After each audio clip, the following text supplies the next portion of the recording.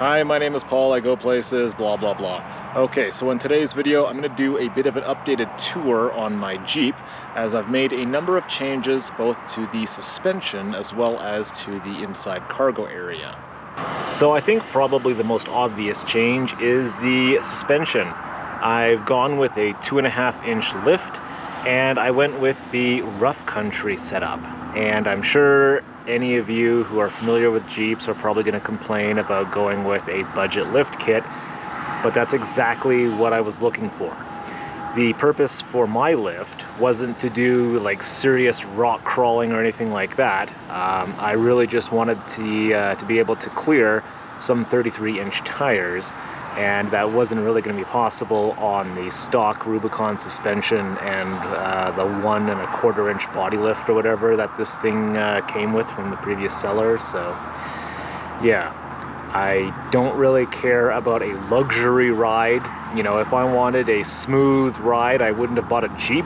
I'd still be driving Cadillacs and Lincolns. So I actually preferred that this setup is a bit stiffer than the factory suspension as well, because my Jeep is very top heavy with the tent on the roof, and it kind of felt like a bobblehead when I was like braking and accelerating, and I hated that. So yeah, if I decide that I want to go with a better brand for suspension, I'll just remove it and put something different in, you know? It's like I don't have to stick with this forever. I went with it because it was the cheapest kit that I could find, and this is the first lift kit I've installed, and I didn't want to spend a whole lot because what if the cheap stuff works for me, right? I don't really care. So yeah. And of course I did a bunch of other spending too. So the center, what is this, center drag link, that's replaced the end on there. I replaced the tie rod ends there and over there. I replaced the track bar with an adjustable one. That was also the rough country. I figured I wanted to replace the track bar anyway, and I decided that I'd just spend a bit more and get one that's adjustable in case I decide to do like higher lift, which I don't think I will, but you never know. So I decided that whatever, I'll put some adjustable components in, which is also why I don't know if you can really see it, but I have adjustable lower control arms on the front there. I was intending on replacing all of the control arms with adjustable ones. I've only done those two for now. The rest of them I probably won't get to until after the winter. It's not something that I need really on a 2.5-inch lift, but if I decide to change the lift in the future, I would like to have those adjustable components. On the rear, I did also do the adjustable track bar, so yeah, same as the front. The only other thing that I've done down here really is I changed the differential fluid on the front and rear, and I did also replace the starter. I don't know, you might be able to actually see it in there, but yeah, replace the starter, and ooh, you might actually be able to see my oxygen sensor, brand new. I just put all 4 new oxygen sensors in there to help try and fight a check engine light, which just came back today. So yeah, I hate catalytic converters. Yep. Anyway, so right now we're at the Comstock Road exit off of the Coquihalla Highway between Merritt and Hope. We're very close to Merritt right now. It's just basically over those hills. And what we're going to do is we're going to head up Comstock Road, which goes up in this direction here. And then we're going to drive to the top of Iron Mountain, which is kind of off in that direction there. And we're going to basically just test out the feeling of the rough country lift. So in terms of just driving around on dirt roads, the rough country suspension, I mean, in my opinion, it's not bad. I've had much worse rides in like my Honda CRX. So this is obviously, I can tell it is rougher than the factory suspension, but you know, for me, that kind of adds to the fun. I don't like driving super boring cars, and that includes very comfortable cars. mean, I don't know. It's just basically just my opinion. But I don't even bother airing down my tires because I'm always going between dirt roads and the highway. So you do have a lot more vibration in here, and I could make the ride a little better if I did decide to air down my tires, but I'm just lazy. And where I'm going right now, I believe, is this road here. This is off of Comstock Road. And we're gonna basically be following this for some time. This actually becomes a rougher road compared to Comstock Road. But, you know, we'll still be taking it in like second gear, making decent speed, I think. As we get closer to the top, this road will get rougher, so we'll pick up the camera at that point, I think. So it becomes a little bit more difficult, so some of these parts I have to use first gear, and yeah, I just gotta slowly kind of crawl up them. Well, not too slowly.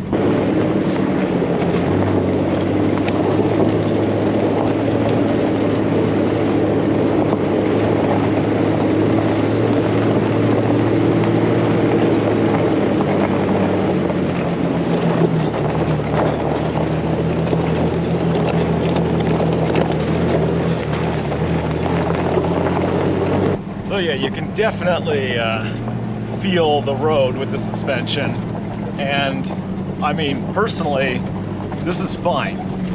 Further up to the top there, we will have to go even slower though, because there's a couple of very rocky sections that, well, anyway, you'll see coming up. All right, so as you come up the road here, it actually splits off into two directions, and it actually takes you to two separate areas where they have like cell phone towers and stuff. You can see there's a large antenna right there. So this direction here, this is actually pretty steep. When I was up here originally, I was a little too nervous to take this route. So I originally came up and went in this direction here, which kind of winds off in that direction a little bit. So what we're going to do first is go there and see the antennas that are up in that direction. And on our way back, we may head up that way. Yeah, it's, I mean, obviously there's been other vehicles that come up here, but yeah, it makes me kind of nervous because I'm still really new to 4x4ing. So, but anyway, it does get kind of rocky in here. So I think we'll just probably put it into 4 low so we can keep a nice slow pace over all of this before proceeding. So, I don't know. I'm still new to all of this, but it doesn't seem like it's too difficult. The Jeep will go anywhere. Yep. Alright, so I have stupidly attached a GoPro underneath the Jeep to see if I can get some good footage. And I'm in 4 low, so let's take this nice and slow. I think it's really only just this one section where it gets a little bit rough.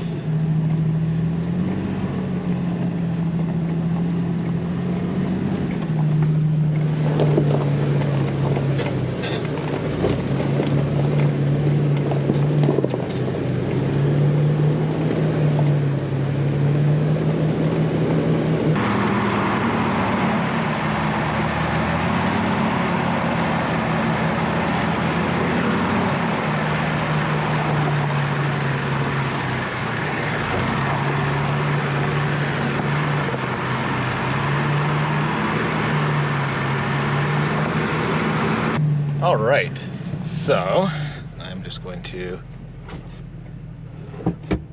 put that back into 4 high, because I think it's actually much smoother from here on out. And I'm going to leave that GoPro under the Jeep so I can hopefully catch some neat footage. I'll find out if it's still there when I reach the top of the mountain. So, yeah.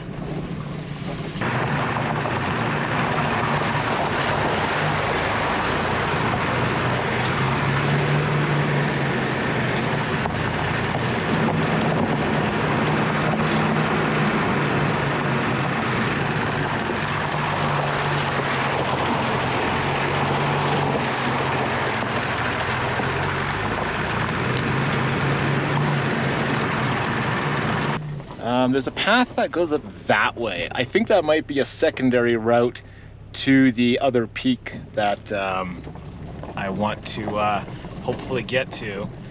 So we'll maybe take a look at that after we're done this direction, because we'll have to check the satellite. And this was fairly deep. I'm really hoping that camera is still there.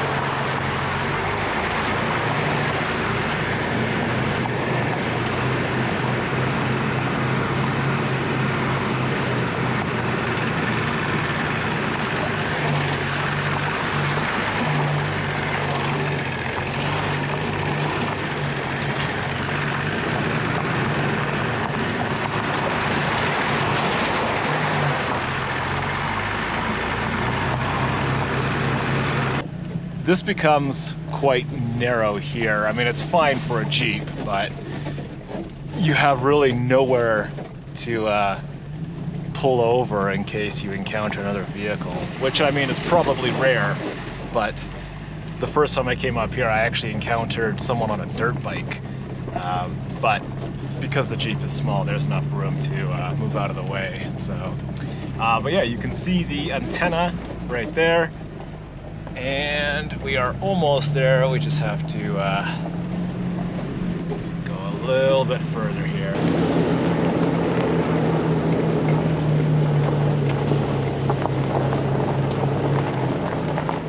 Okay. I don't think there was anything that just ends there. We'll need to go up this direction, I think.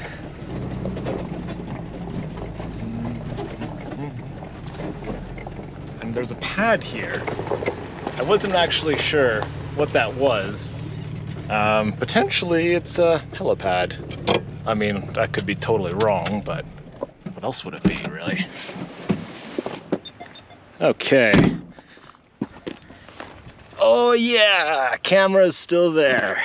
Let's take a look at it.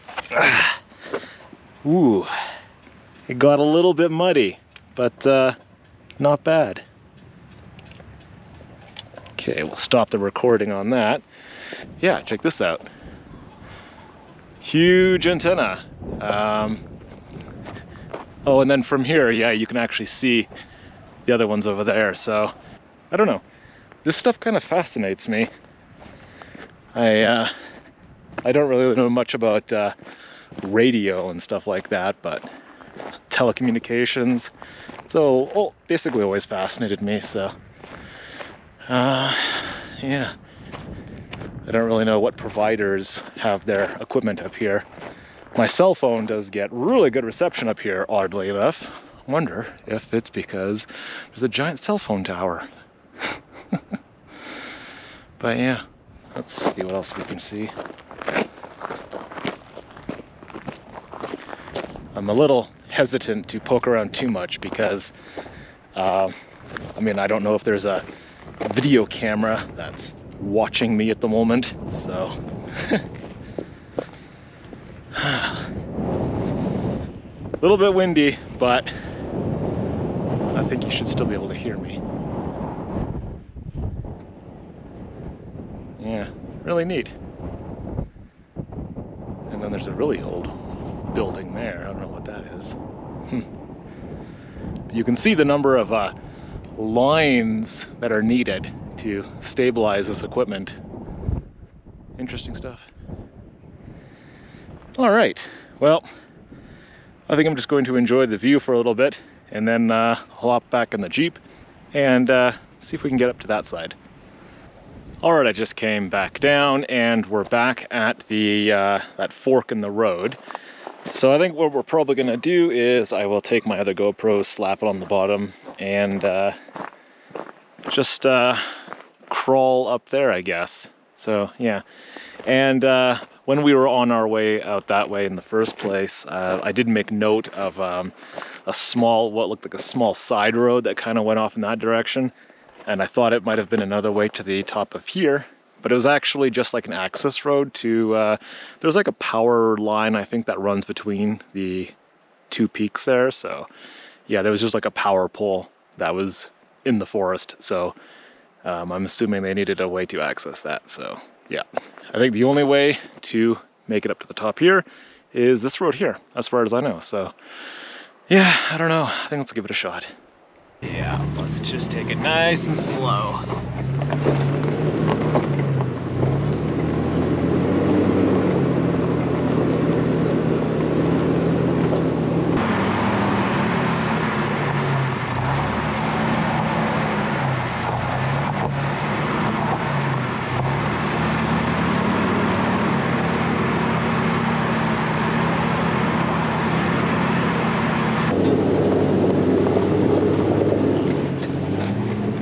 Strange sound. I'm not really sure what that is, but yeah. Anyway, we are taking this nice and slow.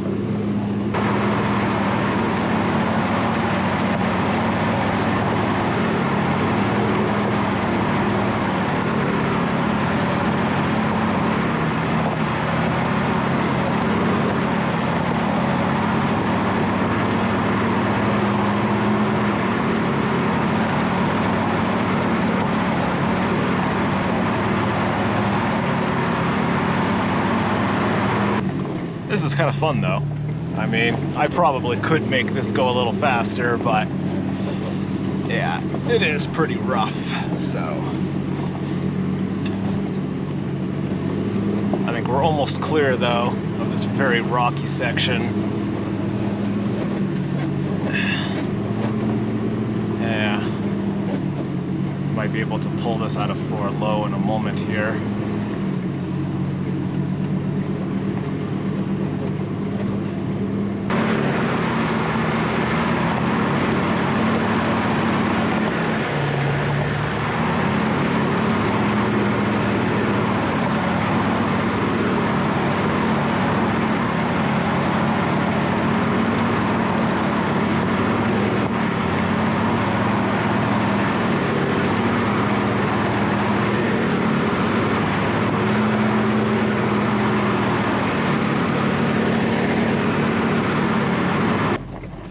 Go, just in normal first gear.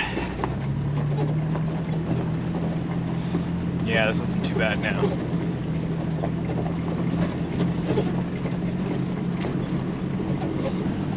And I've never been up this area before. Let's see, there's a little road there, or do I just keep going this way? Okay, so that one has a fence around it. Should just see what's up this way. Yeah, might as well. Okay.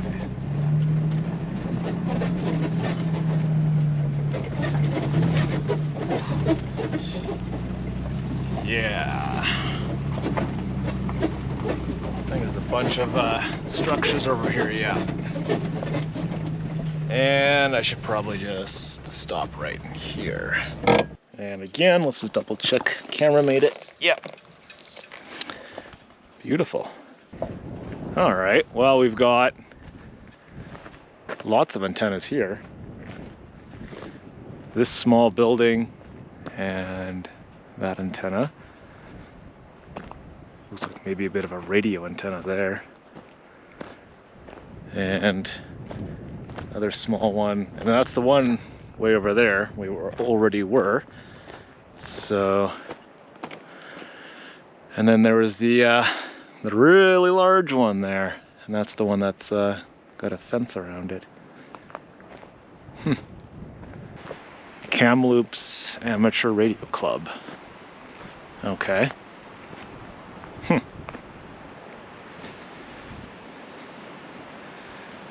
This is a public safety radio communication site. I don't know what that means, but all right.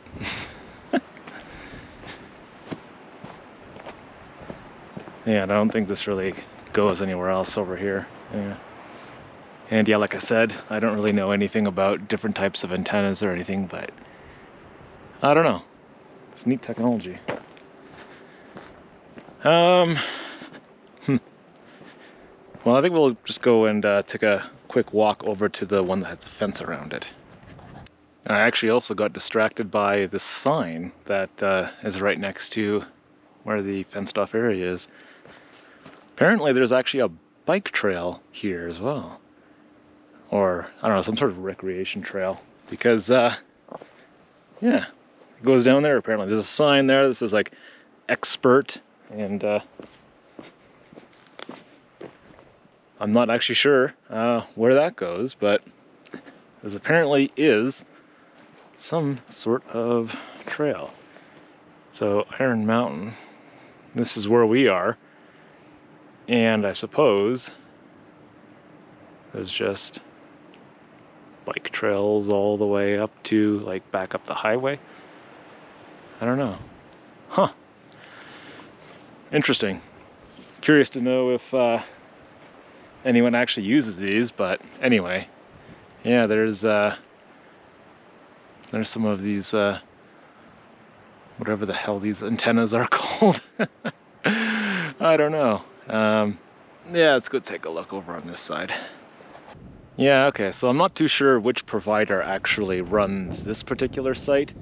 There's a couple big providers, unless this is like a shared tower and they all have antennas up here, so like Rogers, Telus, Bell, I think those are pretty much the only three. I don't know, but I found this to be amusing though. How many locks do you require to close this door? Yeah. Oh well. Yeah, this was interesting though. So I don't think there's really anything else to see up here.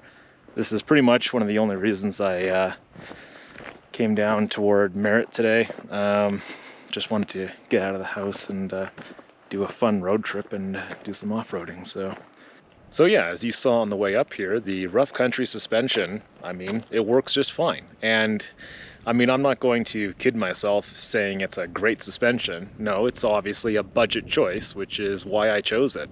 I wasn't really in the mood to spend like $4,000 or $5,000 on a suspension that I don't need for my uses. Like, I don't need anything advanced just to drive logging roads and, you know, occasionally handle some rougher terrain, stuff like that. Now, it would be a different story if I was doing rock crawling every weekend or something like that, but no, that's not what I do. So basically my need was a lift kit that would allow me to run some larger tires, and that's basically it. So yeah, if you're looking for a budget solution, I don't think you can go wrong with rough country. And yeah, it's a bit of a rougher ride, but you know, it is what it is. If you don't feel like spending thousands of dollars, it's perfectly fine, to be honest. So before I forget, I better do a quick update about the cargo situation. I do have some new bags and stuff that came in. I've got these side bags here, which are really handy because it uses space that otherwise I couldn't really do much with, and that's the right above the wheel well.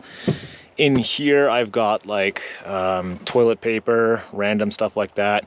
I've got a camp fan / light that's also in here, and there's still more room in here to add whatever else I need. And on this side I've got my leveling blocks over here, and that actually gives me some more room over here, which is still unused at the moment, so plenty of cargo space there.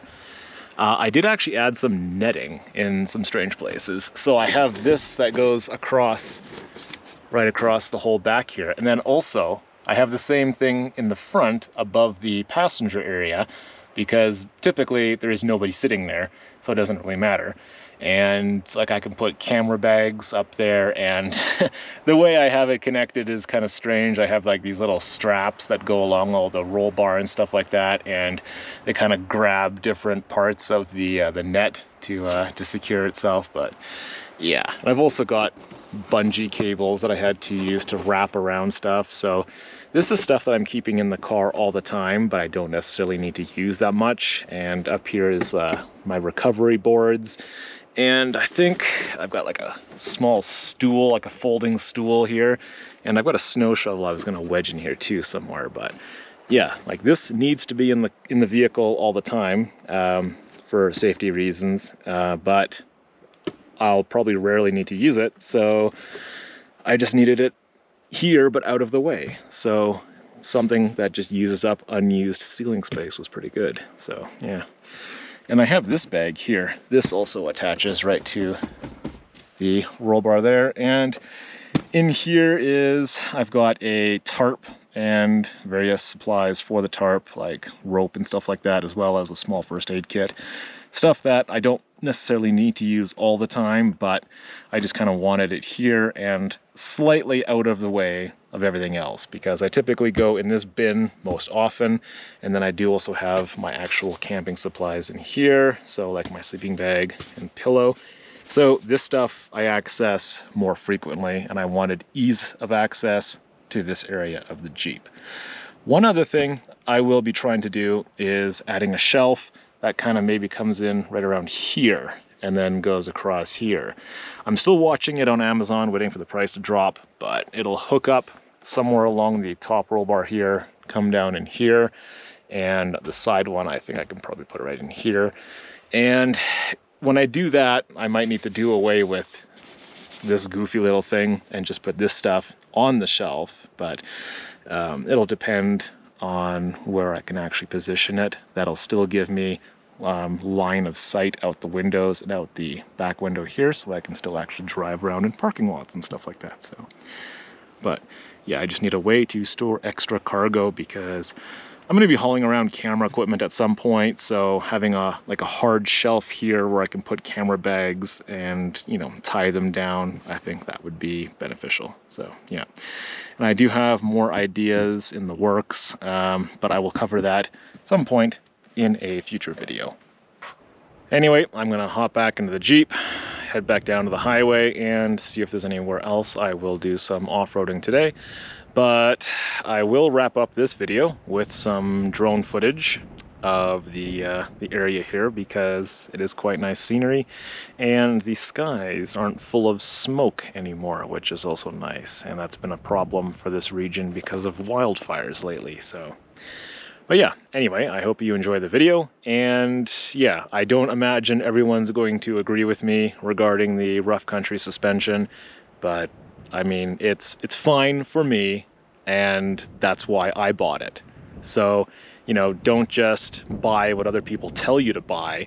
You should do your research, look at the kind of suspension you require for your uses, and then evaluate what you actually need. I mean, when you look online, it's just basically a bunch of people shitting on rough country. So, yeah, if you're just doing what I'm doing, then really, what's the point in spending more than I have to? So yeah, and at some point I may upgrade in the future, because, well, 2.5-inch lift I'm sure is fine for me right now. I'm just putting slightly larger tires on because I do want a bit of a more aggressive look, but that's pretty much it. Somewhere down the line, yeah, I might go larger, but it's not a requirement. So yeah, but yeah, if you made it this far, thanks for watching, and I'll wrap up the video with some drone footage here.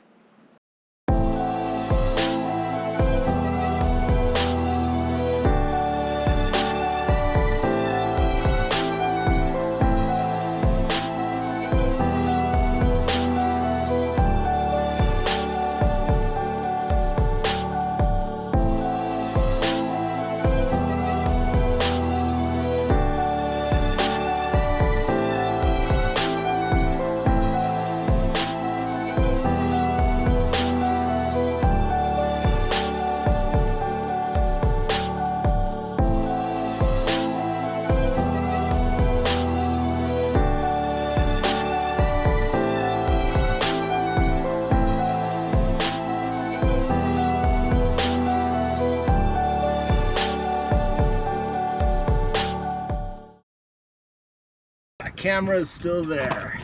Let's take a look at it. Ooh, it got a little bit muddy, but Not bad.